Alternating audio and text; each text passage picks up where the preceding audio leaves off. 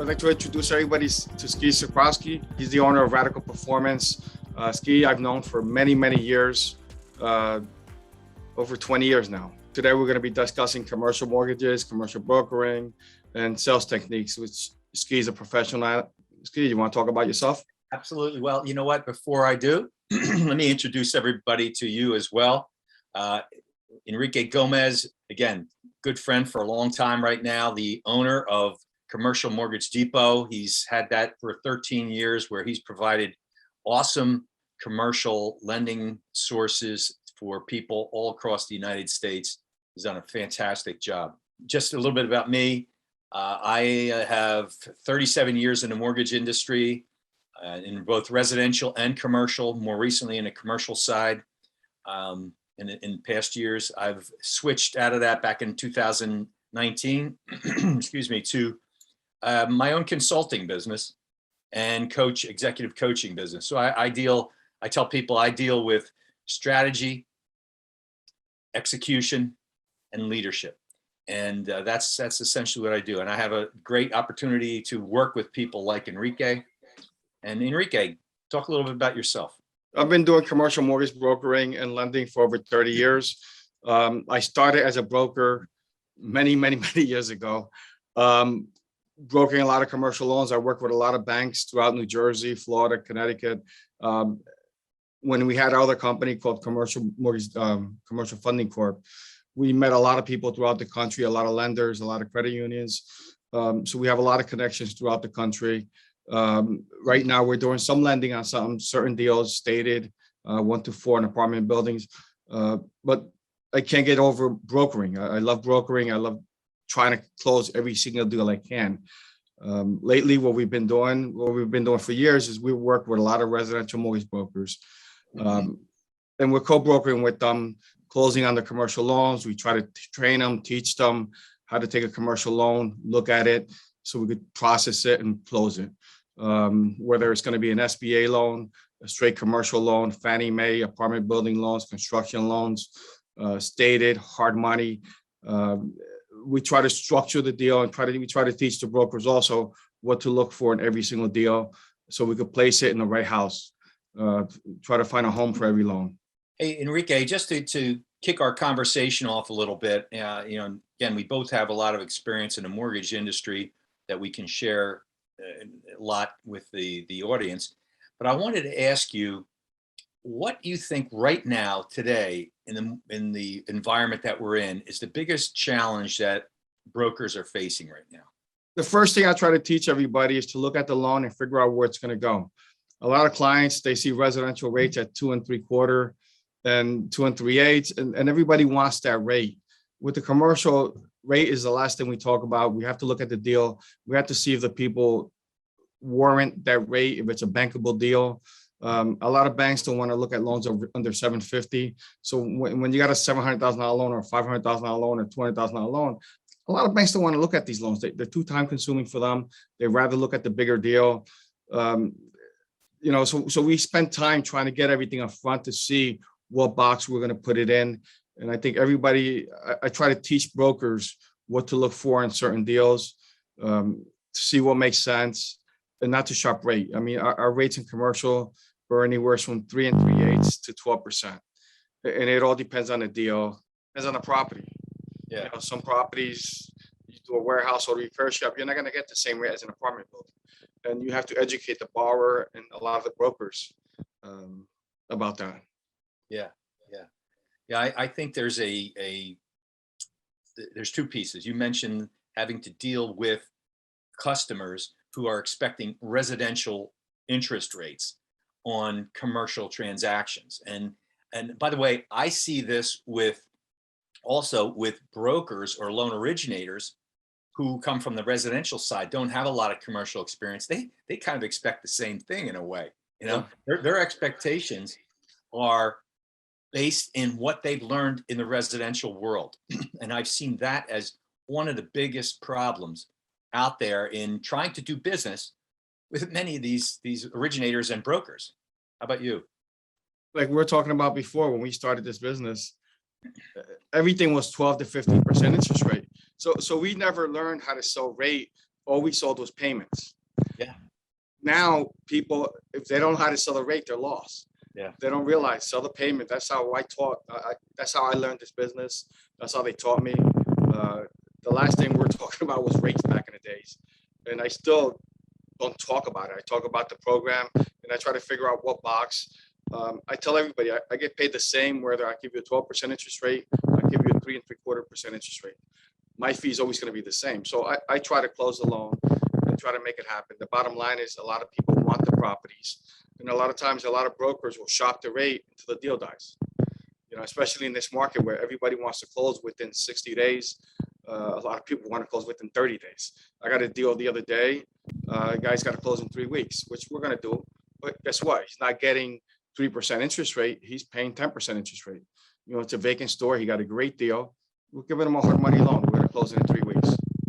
Yeah, I think that getting people's mindset right and as they make this transition. Now, if you're looking at people, I was thinking about this, and you said yourself that we've been doing this a long time. When I got into the business, I got into the residential side, the fixed rates were 15%.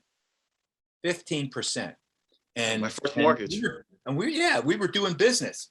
My best product back then was a 12.75 1-year adjustable. And as I said, we were out there doing business.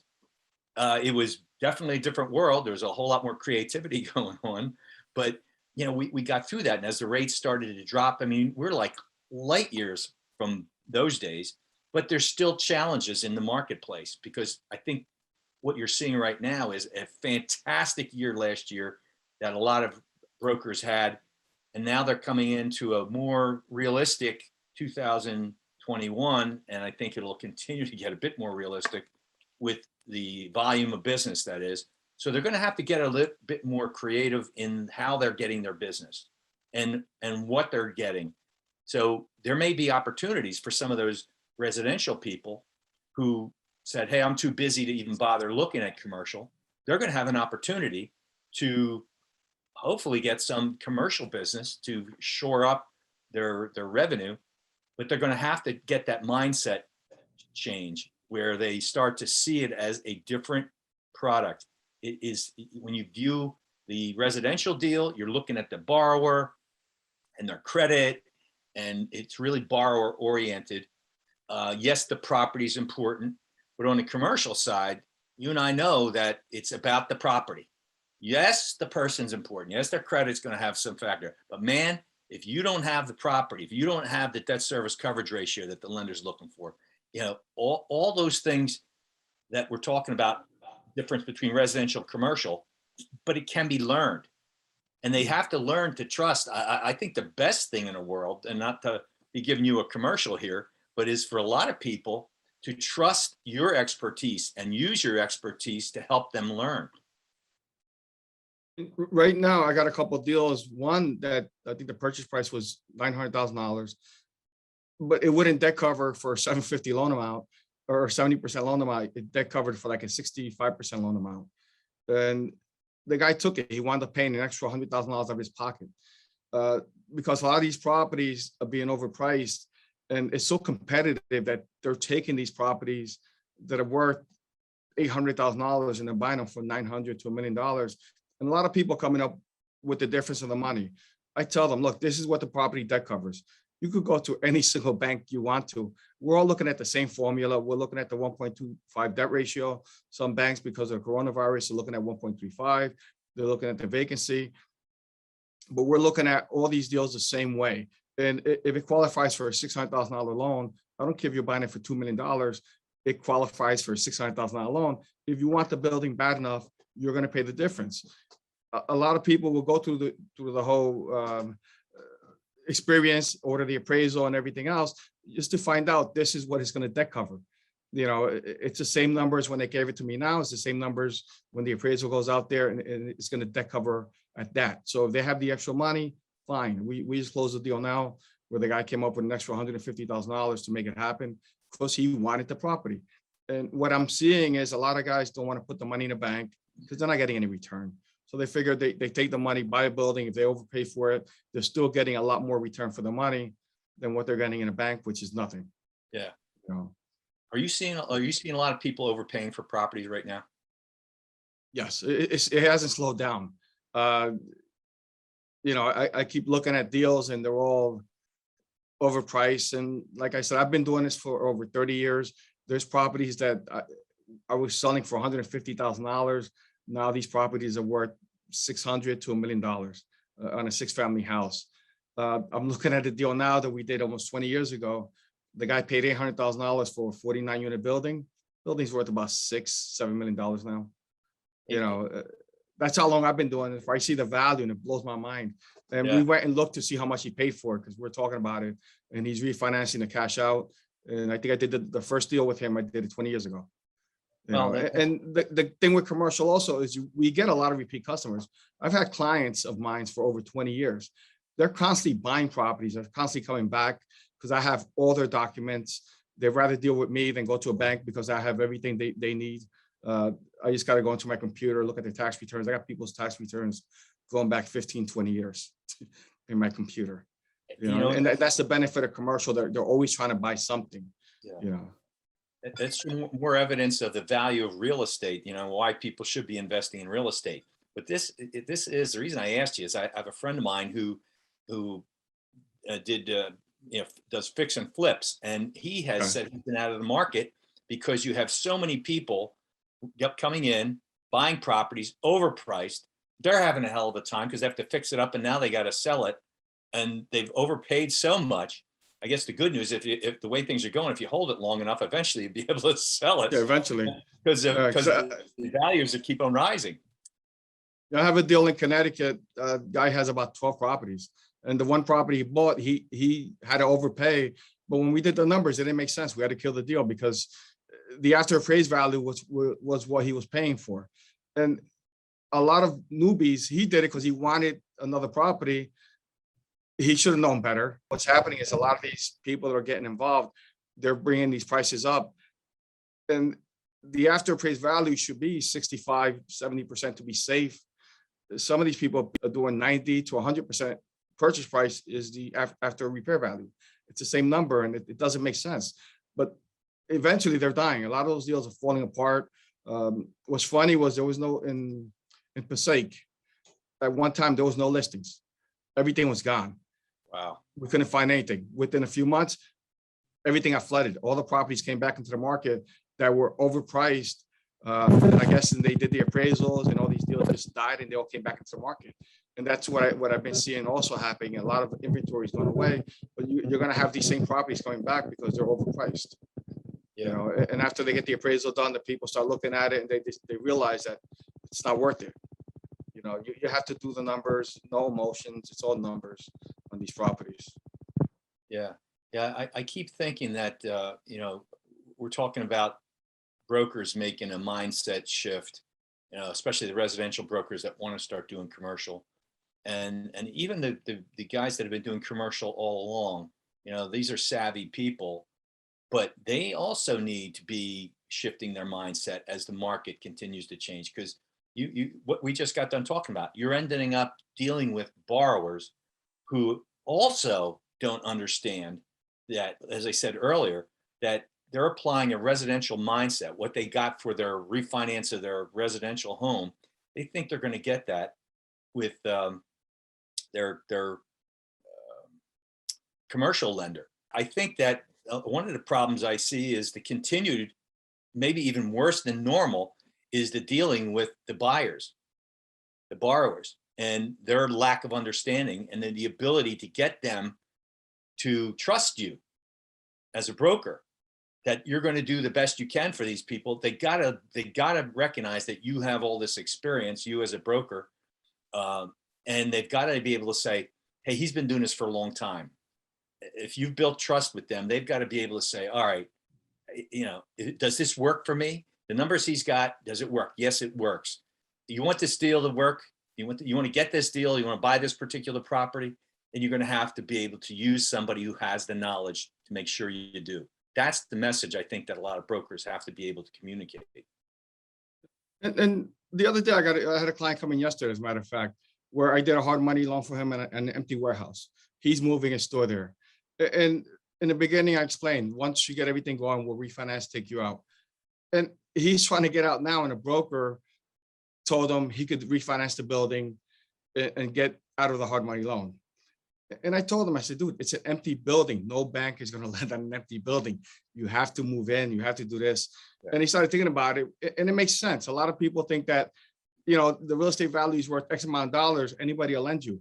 It's a vacant building. Banks don't want to lend on an empty building. And until he gets everything going, then I could refinance him out. But he's trying to desperately work for it. And I spoke to him and I explained to him, and he realized, because he knew in the beginning what he was getting into.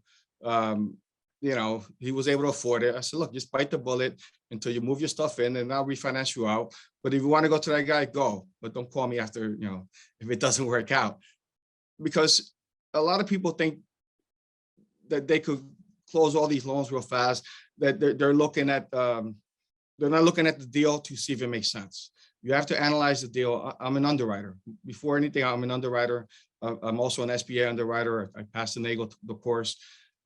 So when I look at a loan, I analyze it and see if it makes sense. If it doesn't make sense, I try to kill it. Or if people want to get into a building, I say, okay, here's what's going to happen. If you want the building, here's what you're going to do. And to get out, here's what you're going to do. I just did a repair shop. The guy's tax returns aren't that great, but he makes a lot of money. He wound up buying a repair shop with no tax returns. We did a stated deal, really a hard money loan, no tax returns. I gave him an 8-year term. Hard money, and he could afford it. He's going to pay it off in 8 years. Not worried about his taxes. Yeah. You know, otherwise, if he had a full doc loan, I could have gone to the SBA route and got him an SBA loan at 5%, 5.5%. Instead, he took the 12%. He understood why, and he said he could afford it. He makes a lot of money. His shop is going to make a lot of money at that location, so he's fine with it. You know, so you have to learn how to look at both spectrums and explain to your customers, here's the deal, here's what we could do with this, here's what we could do without it. And you choose which way you want to go. Well, You know. that goes to what you said, though. You know, you explained it to him so that he could understand it. And a rational person, if you've done a good job, and also, as I said before, if you've built trust with them, you explain to them how you're thinking, and if you know what they want, and you can try to focus them ultimately on what they're going to get. It may take phases, as you pointed out. You may have to go through and close in this way, get somebody into the building, so that, again, helping them see how the lender's looking at the property, so that you can get them to the stage where, okay, yeah, I'll be able to, once you're occupied, you got some sort of track record, we can go in and get you better financing on that particular property. But it may take a couple steps to get there. And again, as long as it makes financial sense, as I said, you almost have to smack them side the head to get them to understand. Yeah. It's not a residential deal. All this stuff has got to make sense for the lender. This is not a Fannie Freddie loan, you know, that you, for the most part, I mean, you do have those in the commercial side, but even they are different. So, I mean, lately in New Jersey, I don't know if you're aware, we're getting into cannabis, and we're getting into the cannabis financing and licensing and everything else. We're looking at a building where we're paying 12% interest rate, because we know that no bank is going to do a loan for that property or that business industry. So we're going to pay the 12%. Yeah.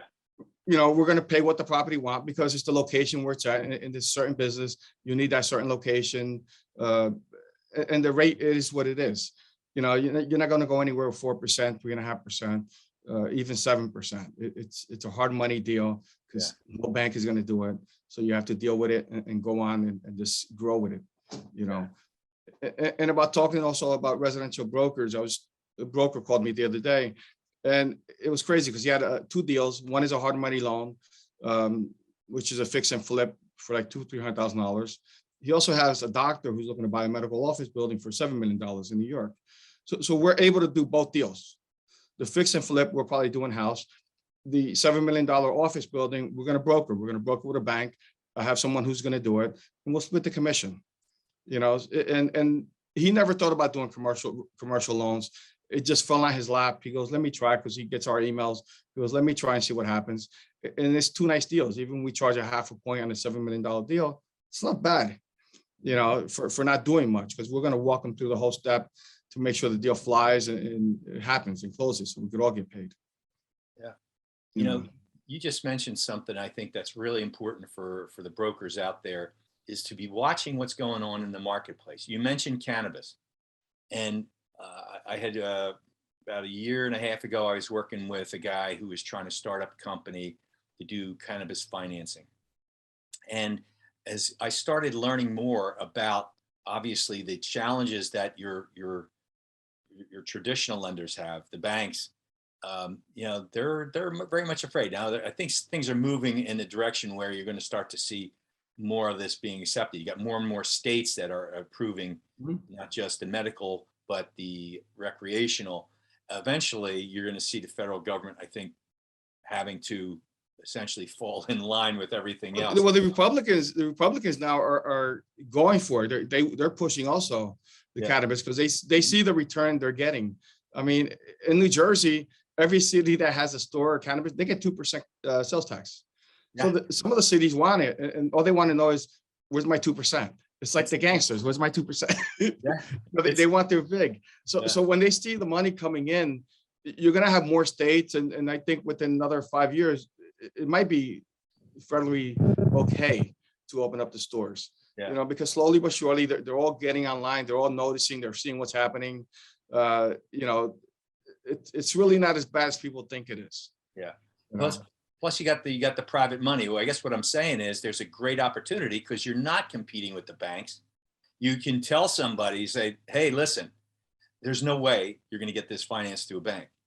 Now, again, I do know I'm hearing some other like credit unions. I don't know whether you heard any of Yeah. that starting to Yes, some of them, as long as they're not federally chartered, they're okay. You could do it, but they have to know that inside out. The people who are doing it, they came from a hard money background where they were doing it at 12, 15%, and they just taught a credit union to do it, and they're teaching them how to do it and how to make money.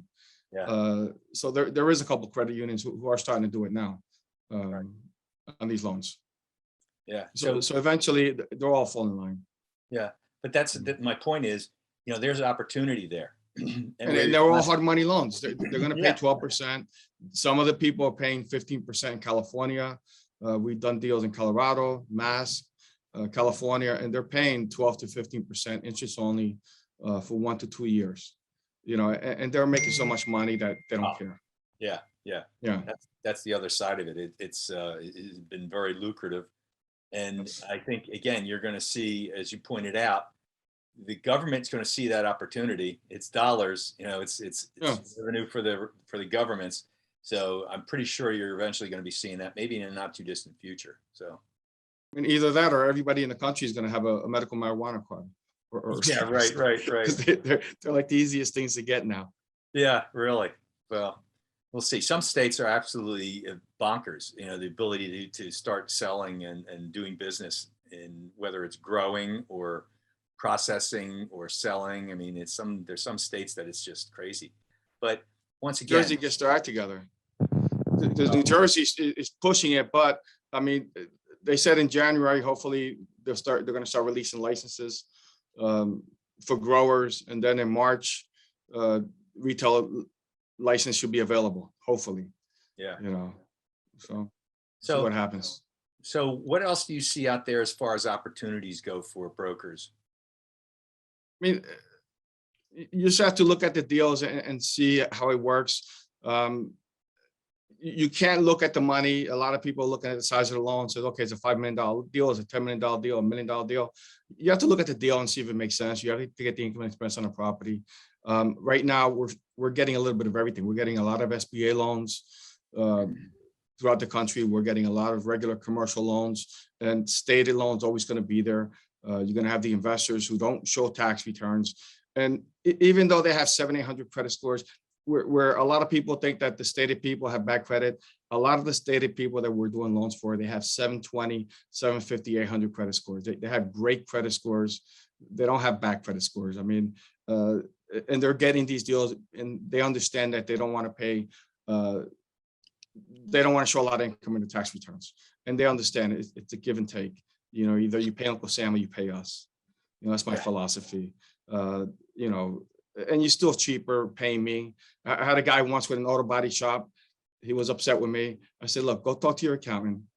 Tell him how much money you're gonna pay in taxes. Ask him. He came back to me 2 weeks later and took the loan. No questions asked. He went stated, you know, because he sat with his accountant. His accountant says, okay, here's how much money you're gonna make. Here's how much money you gotta pay. Okay. You know, and we're always softer than the IRS. Are you seeing a lot more of the SBA right now? Is it? Yeah, we are right now. We're working on a nursing home with the SBA. I'm doing a landscaper with an SBA. Liquor stores, we always get a lot of liquor stores. We just closed a couple of restaurants. I did a window manufacturing facility. I also have a butcher. They're buying a huge warehouse to store meat. And they're wholesale meat distributors, so they're looking for place. I also got a guy that manufactures air conditioning, refrigeration, air conditioning, all kitchen appliances. Yeah. So they're looking for a building now. The hardest thing is the real estate, especially warehouses. A lot of these SBA deals, it's very hard to find real estate, and everybody's paying a premium. Yeah. You know, for the properties, and they're looking. I got guys who've been looking for over a year, and they keep calling me every other month. If I didn't forget, I'm still looking. Yeah. You know, and they qualify for the loan. They just can't find the properties. You know, we've been doing a lot of trucking company. They're buying just the land to park their trucks in. We did like 3 of them recently. Yeah. Hey, you know what? We got about 2 minutes left, and I thought make sure you pop in your email address so people want to reach out to you, Enrique. I popped in mine into the chat. If somebody wants to reach me, you can reach me at ski, SKI, at radicalperformance.net. And Enrique, what's your email? It's Gomez, Gomez, at cmdnj.com, Commercial Mortgage Depot, New Jersey.com, Gomez, cmdnj.com. And check out our website, check out our blog, commercialmortgagedepot.com. I'll tell you, I just want to give you a plug. I've known him for a long time. At one point in time, he was one of our correspondents when I was at Interbay Funding, and just great guy, hard worker. For any of you brokers that want to do business and that want to learn how to do the commercial business, this is the guy that's going to help you learn. Well, back in the day, we did a lot of trainings and seminars, and they used to turn me off. The only seminar that I used to go to was skis. The only one who motivated me was ski, because I've gone through so many seminars. They were big back in the 90s, early 2000s. Everybody was doing training. And out of all of them, the only one I liked was skis, and we're still talking. We're still dealing. He's still motivating me. Hey guys, we're at that end point, and yes, Ski, it's always a pleasure.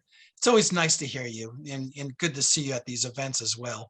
So yeah, you got to definitely got to get you on that circuit with some of these mortgage companies in these expos. So we'll definitely work on that. Enrique, thank you so much. Ski, thanks. Thank you. Thank you, Anthony. Thank you, everybody out there. Take care, guys. Thank you. Bye-bye, guys.